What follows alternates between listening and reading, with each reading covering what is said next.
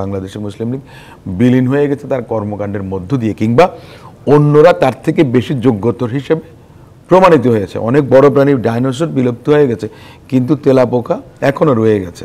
প্রথমত আমি আমাদের দলের যে সম্মানিত সংগ্রামী মহাসচিব সাহেব যেটা বলেছেন, দেশের জনগণ সেটা সিদ্ধান্ত নেবে তো নির্বাচন হবে কিনা। আমার মনে আছে আমি জেল থেকে 5 তারিখ বেরিয়েছি, 9 তারিখ বা 10 তারিখ আনন্দবাজার পত্রিকার একজন সাংবাদিক আমাকে ফোন করেছিলেন যে আপনারা কি আওয়ামী লীগকে নির্বাচন করতে দেবেন। তখন আমি আমার যে ব্যক্তিগত, আমি একজন আইনজীবী হিসেবে বা বাংলাদেশের একজন নাগরিক হিসেবে গণতন্ত্রে বিশ্বাস করলে আমি মনে করি যেটা হওয়া উচিত বলা, যে আমি বা আমার দল তো সিদ্ধান্ত নেওয়ার কেউ না বা দেওয়ার কেউ না যে আওয়ামী লীগ রাজনীতি করতে পারবে কি পারবে না, নির্বাচনে অংশগ্রহণ করতে কি পারবে না।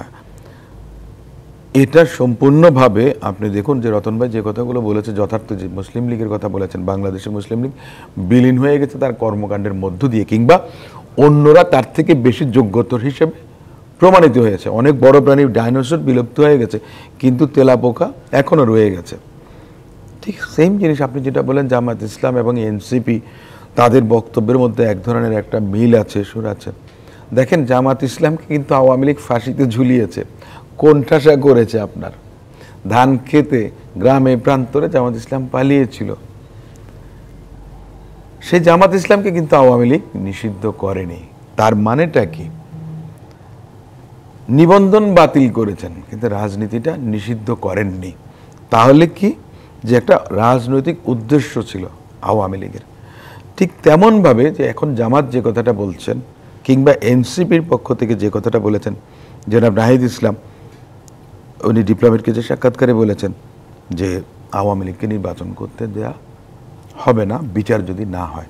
আমার কথা হচ্ছে যে আপনি আওয়ামী লীগ নির্বাচনে অংশগ্রহণ করবে কি করবে না সেটা যেমন জনগণের একটা বিষয় আছে বাংলাদেশের, তার বাইরে যে প্রচলিত আইন আছে, এবং এই যে আপনার মানবতা বিরোধী অপরাধ ট্রাইব্যুনাল, এখানে তো অনেকগুলো মামলা হয়েছে। উৎসবে খুশি হবে নগদে বেশি, কারণ ঘন্টায় ঘন্টায় আছে গিফট জেতার সুযোগ। ব্যক্তি যেমন আপনি দোষী হতে পারে, এবং ব্যক্তির দায়ে তার সংগঠনও আপনার দোষী হতে পারে, এবং আদালতের এখতিয়ার আছে সে সংগঠনকে নিষিদ্ধ করতে পারে, 5 বছর 10 বছরের জন্য নিষিদ্ধ করতে পারে। তো সেক্ষেত্রে এই যে বক্তব্যগুলো দিচ্ছেন, এটা হচ্ছে যে আপনার কোনো সুবিধা আদায়ের জন্য বা অন্য কাউকে।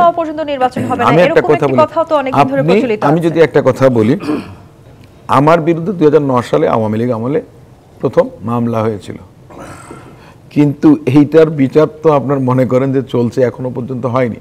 আমি কনভিক্টেড হইনি, কিন্তু আমার দলের বহু হাজার হাজার নেতা কর্মী আপনার কনভিক্টেড হয়েছেন। আমার দলের নেত্রী বেগম খালেদা জিয়াকে আপনার 2018 সালে আপনার দণ্ড দিয়েছে, অভিযুক্ত করেছে, জেলে পাঠিয়েছেন, আমার দলের ভাইস চেয়ারম্যানকে পাঠিয়েছেন। অর্থাৎ যেখানে যেটা দরকার তারা সেটা সেভাবে করেছে, যে কোনটাতে ফেরারির স্পিডে চলবে আর কোনটা আপনার টয়োটা করোলাতে চলবে, কোনটা মার্সিডিজের স্পিডে চলবে, এটা পিক অ্যান্ড চুজের একটা পদ্ধতি থাকে। আমি হার্মফুল না, আমি ফ্যাক্টর না, সো এটারে বাদ দাও, ওইটা দরকার ওইটা করবেন। এখন যে কথাগুলো আসছে এই কথাগুলো আপনি আমাকে বলেন যে বিচার যখন হবে, প্রত্যেকটা মামলাতে একটা প্রসেস আছে, একটা প্রসিজিওর আছে, আপনাকে ফলো করতে হবে। আসামি আপনার সময় চাইবে, আপিল করবে, অমুক করবে তমুক করবে। এটা আমার কথা হচ্ছে যদি কোনো মামলা 5 বছর সময় লেগে যায়, তা আপনি কি 5 বছর বসে থাকবেন ক্ষমতা অনির্বাচিত হয়ে? আমরা তো গণতন্ত্রের জন্য লড়াই করেছি।